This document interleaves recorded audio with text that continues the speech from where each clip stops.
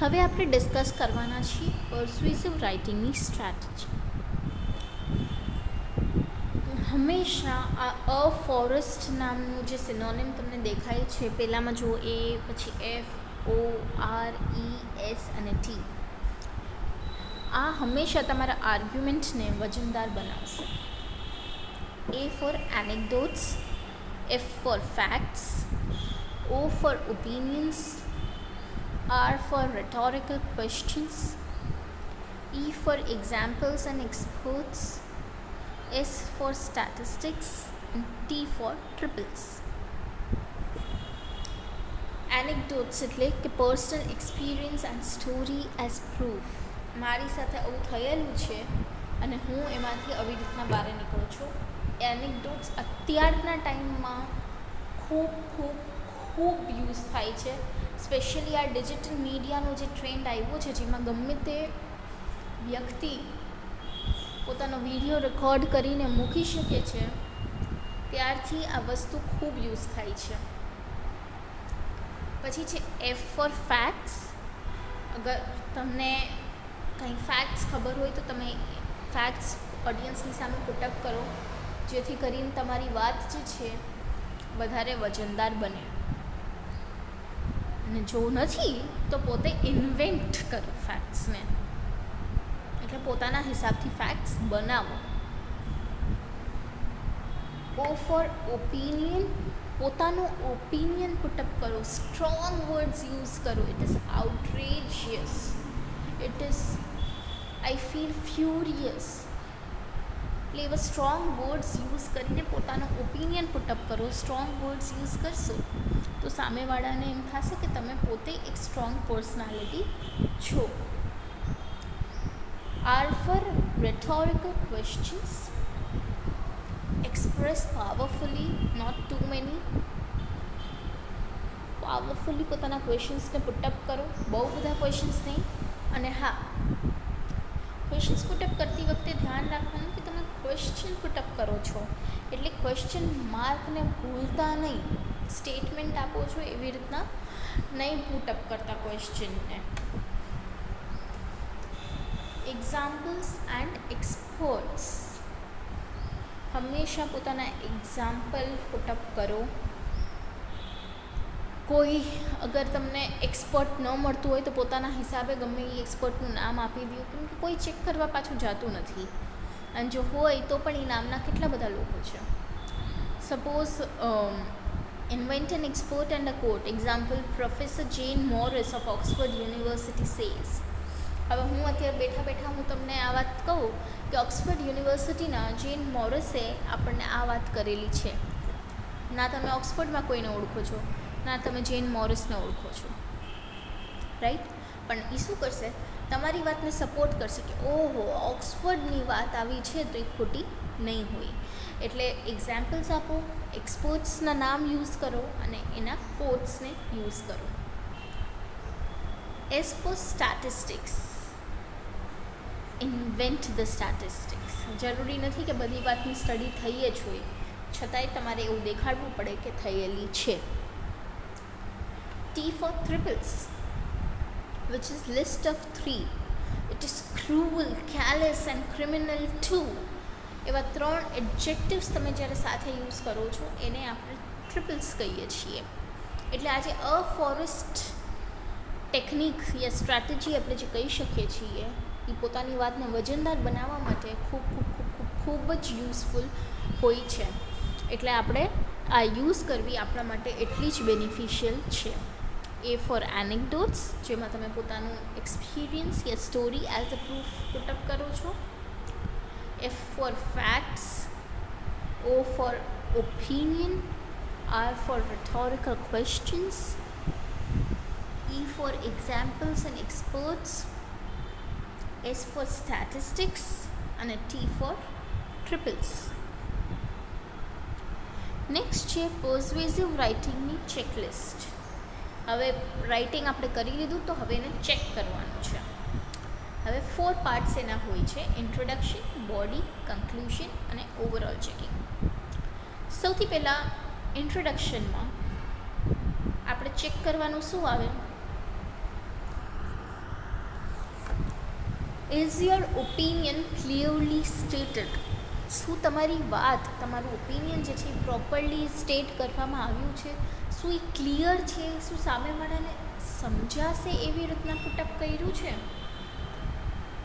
Next is, did you introduce your argument, issue or controversy in a maximum of 2 sentences? 1-2 paragraph લઈને જ જવાનું, 2 સેન્ટેન્સમાં તમારે તમારો point put up કરવાનો આવે છે. હા, અમારું કેવું આમ છે, એનું ઇન્ટ્રોડક્શન. પછી ભલે ડિટેલિંગ તમે 2 પેરેગ્રાફ કરો, પણ ઇન્ટ્રોડક્શન એટલે કે એને આગળ વાંચવું કે ન વાંચવું એ એમાંય નક્કી કરી લઈએ. એટલે ઇન્ટ્રોડક્શન તમે જ્યારે આપો છો ત્યારે તમારે મેક્સિમમ 2 સેન્ટેન્સીસની અંદર ઇન્ટ્રોડ્યુસ કરવાનું આવે છે. Did you offer an opposing view in a maximum of 2 sentences? આ સિવાય સામેવાળાના અલગ વ્યૂને તમારે ઓપોઝ કરવાનું હોય છે, એ પણ 2 સેન્ટેન્સીસમાં જ કરવાનું હોય છે. Have you given 3 brief reasons for your opinion? અને તમે શું કામે, તમારો ઓપિનિયન શું કામે આવો છે એના 3 કારણ તમારે લખવાના હોય છે. આ બધી વસ્તુ તમારા ઇન્ટ્રોડક્શનમાં આવશે. શું હતું? Is your own opinion clearly stated? શું તમારો પોતાનો ઓપિનિયન ક્લિયરલી પુટઅપ કરવામાં આવ્યો છે? Did you introduce your argument, issue or controversy in a maximum of 2 sentences? પોતાનો જે પોઈન્ટ છે એ તમારે 2 સેન્ટેન્સીસની અંદર પુટઅપ કરવાનું છે. Did you offer an opposing view in a maximum of 2 sentences? શું ઓપોઝિંગ પાર્ટી યા ઓપોઝિંગ એટલે ઓપોઝિટ વ્યૂ, તમારાથી ઓપોઝિટ વ્યૂને તમે કેમ એના અગેન્સ્ટ છો એને પણ તમારે 2 સેન્ટેન્સીસમાં એક્સપ્લેન કરવાનું છે. અને have you given 3 brief reasons for your opinion? અને તમે શું કામે આવું ઓપિનિયન રાખો છો એના 3 કારણ તમારે પુટઅપ કરવાના હોય છે. પછી આવે છે બોડી. બોડીમાં do you have a short paragraph for each of your 3 reasons? Have you repeated the reason at the beginning of each paragraph? Have you backed up each reason with facts and opinions? હવે ઇન્ટ્રોડક્શનમાં તમે જે 3 reason state કર્યા એ 3 ઉપર શું તમે એક short paragraph લખી શકો છો? જ્યારે એ 3 પેરેગ્રાફ્સ તમે લખો છો ત્યારે એમાં પાછું તમારે રીઝન જે છે એ પેરેગ્રાફના સ્ટાર્ટિંગમાં રિપીટ કરવાનું આવે છે. શું તમે એ કર્યું છે? ન તો તમારી વાત ક્લિયર થતી નથી. તમે શેની વાત કરો છો એ ઓડિયન્સને સમજાવવાનું નથી. Have you backed up each reason with facts and opinions? પછી શું એ દરેક રીઝનના ફેક્ટ્સ અને ઓપિનિયન્સ તમે પુટઅપ કર્યા છે જેથી કરીને એ એકદમ સ્ટ્રોંગ બની જાય છે? એટલે પહેલાં તો તમે જે રીઝન્સ પુટઅપ કર્યા એ બધા માટે શોર્ટ પેરેગ્રાફ બનાવવાના. પછી દરેક પેરેગ્રાફના સ્ટાર્ટિંગમાં તમારે ફરીથી એ રીઝનને રિપીટ કરવાનું જેથી કન્ફ્યુઝન ન થાય. અને પછી એ દરેક રીઝનના ફેક્ટ્સ અને ઓપિનિયન્સ પુટઅપ કરવાના. એના પછી આવે છે conclusion. Have you repeated your opinion? Have you offered a solution or suggested a way forward? Does your reader have a sense of an ending? કન્ક્લુઝનમાં શું તમે પોતાનો ઓપિનિયન ફરીથી રિપીટ કર્યો છે? કરવો જરૂરી છે. એના પછી શું તમે આખી વાતને લઈને સોલ્યુશન યા એકાદો રસ્તો દેખાડ્યો છે, સજેસ્ટ કર્યો છે આગળ કેવી રીતના વધી શકાય? એ પણ કરવું જરૂરી છે. અને શું તમારા રીડરને તમારી વાત આખી એન્ડિંગ સુધી સમજાણી કે નથી સમજાણી? એટલે આ બધી વસ્તુ તમારે કન્ક્લુઝનમાં ઇન્ક્લુડ કરવાની હોય છે.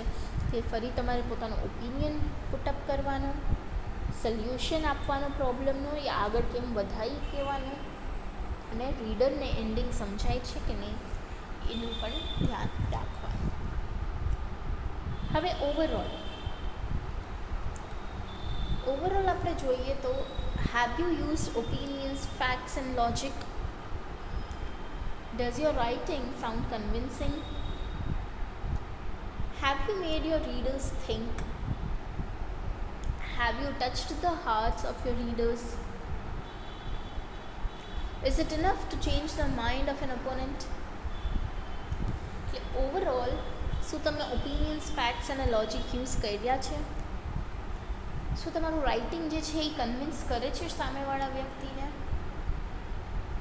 શું તમે રીડર્સને વિચારે ચડાવી શકો એવું લખ્યું છે?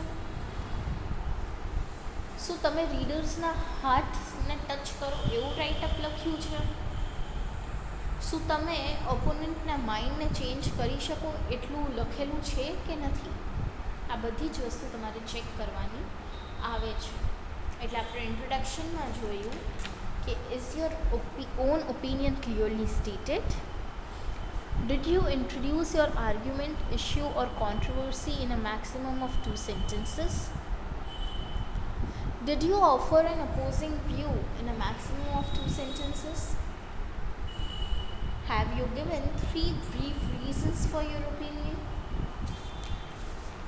Body માટે આવે છે. Do you have a short paragraph for each of your 3 reasons? Have you repeated the reason at the beginning of each paragraph?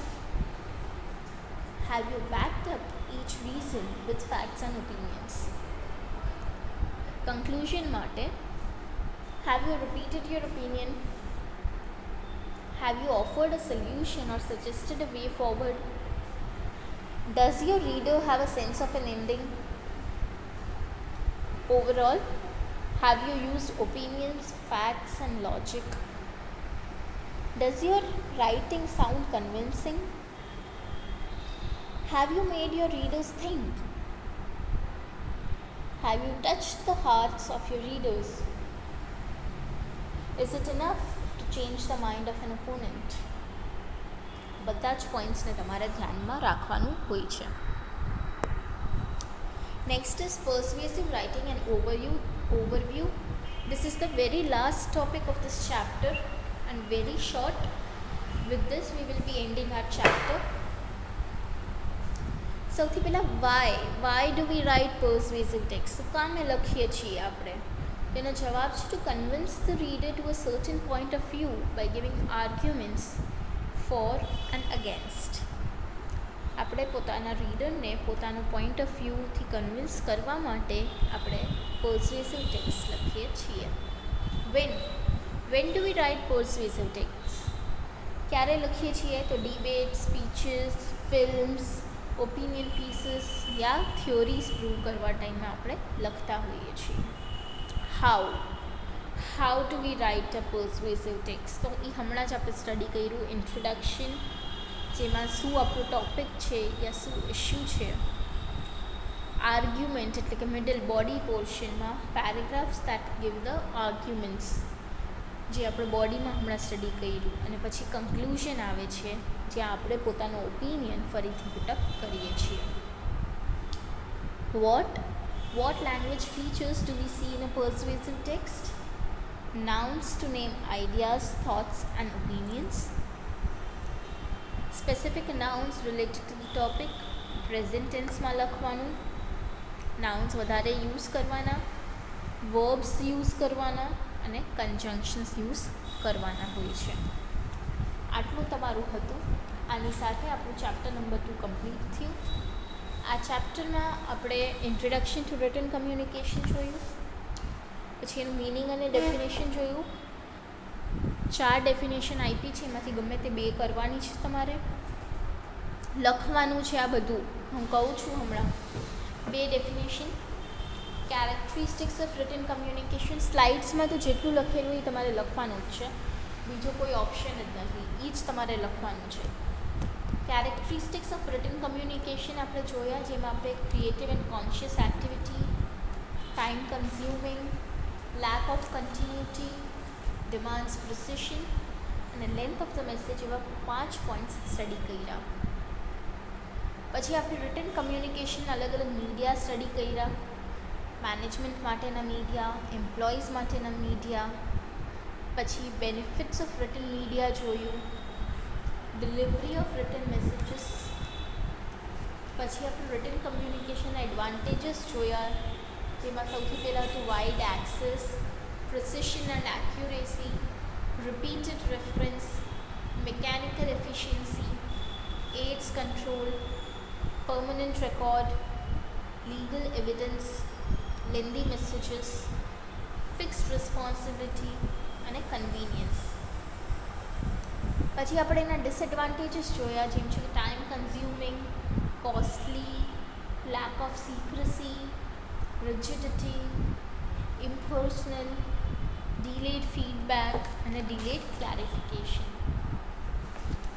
પછી આપણે એના ઓબ્જેક્ટિવ સ્ટડી કર્યા, જેમ કે to transmit information across the organisational level, to inform about the rules and procedures, to સર્વ as future evidence, to convey urgent and important information, and to avoid distortion of the message. એના પછીનો point આપણો હતો planning and preparing of effective business messages, જેમાં defining of the purpose of message, analysis of the audience, selection of the ideas, collection of all the facts related to selected ideas, outlining and organizing of the message. પછી persuasive writing નું meaning અને definition, 3 parts, ethos, logos, pathos, એના examples, એના objectives, એના key features and techniques, structure and layout, classification જેની અંદર આવે છે direct request organization અને indirect request organization. પછી આજે જે આપણે ચાલુ કર્યું હતું એ persuasive writingના techniques, જેમાં setting persuasive moods, assert your dominance, becoming trustworthy, finding common ground, being unique, confidence, enthusiasm, logos, pathos and ethos. પછી આપણે એની ટિપ્સ જોઈ, અમુક સેન્ટેન્સ કેમ સ્ટાર્ટ કરાય, કયા ફ્રેઝીસ યુઝ કરાય એ સ્ટડી કર્યા. પછી આપણે એની સ્ટ્રેટેજી, ફોરેસ્ટવાળી સ્ટ્રેટેજી આપણે સ્ટડી કરી અને પછી આપણે ચેકલિસ્ટ જોઈ અને ઓવરવ્યૂ જોયું. આ સાથે જ આપણું આ ચેપ્ટર કમ્પ્લીટ થાય છે. નેક્સ્ટ સેશનમાં આપણે મળશું ફરી નવા ચેપ્ટરની સાથે. Till then C you. કોઈ પણ ડાઉટ હોય તો સ્ટુડન્ટ્સ નોટ ડાઉન કરી લેજો. આપણે મળશું ત્યારે આપણે સોલ્વ કરશું.